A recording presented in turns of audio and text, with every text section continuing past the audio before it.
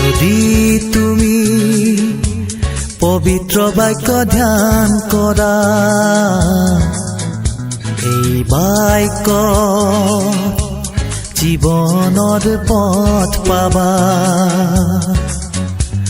যদি তুমি পবিত্ৰ বাক্য ধ্যান কৰা, এই বাক্য জীৱনৰ পথ পাবা। সত্যক জানিবা, সত্যই তোমাক মুক্তি দিব।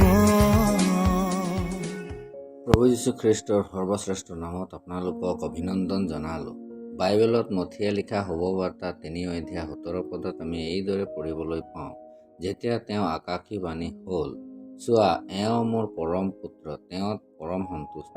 প্ৰভু যীশু খ্ৰীষ্ট কুমাৰীৰ গৰ্ভৰ পৰা জন্ম ল'লে, মনুষ্যৰ ৰূপ ধাৰণ কৰিলে। তেওঁত ঈশ্বৰত্ব পৰিপূৰ্ণতা আছিল। তথাপিও তেওঁ নিজকে নিজে নম্ৰতা কৰিলে, শূন্য কৰিলে আৰু মনুষ্য জাতিৰ উদ্ধাৰৰ অৰ্থে নিজকে নিজে ক্ৰুচত বলিদান কৰি দিলে। যিজনে নিজকে বাদ নিদিলে আৰু নিজৰ পৰম পিতাৰ ইচ্ছাক পূৰ কৰিবলৈ মৃত্যুকো সহিলে। সেই প্ৰভু যীশুৰ বিষয়ত স্বৰ্গৰ পৰা পৰম পিতাই এই আকাশী বাণী কৰিলে। পৰম ঈশ্বৰৰ সকলো প্ৰসন্নতা তেওঁত আছিল, যিজনে নিৰ্দোষী আৰু নিষ্কলংক হৈও মনুষ্য জাতিৰ দণ্ডক তেওঁ নিজকে সহিলে, যাতে যিকোনোৱে তেওঁত বিশ্বাস কৰে তেওঁ নষ্ট নহয়, কিন্তু অনন্ত জীৱন পাব, পাপ ক্ষমা পাব আৰু পৰম ঈশ্বৰৰ সৌভাগ্যতাত থাকে।